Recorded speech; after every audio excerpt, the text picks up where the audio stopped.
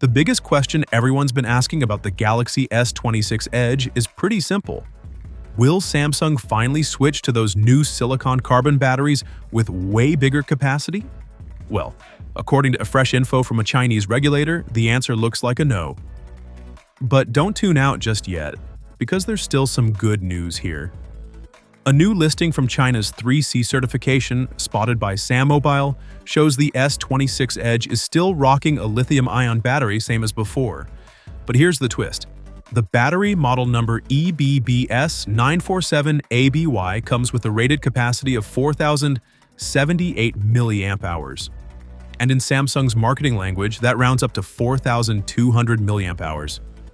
That's actually a nice jump from the S25 Edge, which was stuck with just 3,900 mAh. So, no fancy new chemistry, but definitely more juice. And the reason you keep hearing all these leaks? It's because Samsung might be launching the S26 Edge earlier than usual. Word is, it'll take the place of the Plus model, and we'll see it drop alongside the rest of the S26 lineup early next year, but this time, Samsung won't be alone.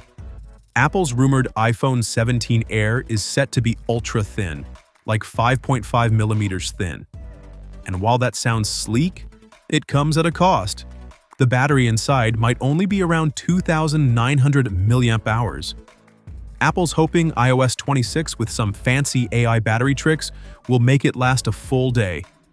Now stack that up against Samsung's rumored 4,200 mAh battery, plus the Snapdragon 8 Elite 2, probably called the Snapdragon 8 Elite Gen 5 by then, all in a phone that could be just as slim as Apple's. That's pretty wild. Personally, I'm not totally sold on these paper-thin phone trends. But if Samsung really manages to squeeze a 4,200 mAh battery into something this slim, while running one of the most powerful chips ever made, that's seriously impressive engineering. So, what do you think? Do you prefer the crazy thin design? Or would you rather see companies focus on bigger batteries and practicality? Let me know in the comments, and I'll catch you in the next one.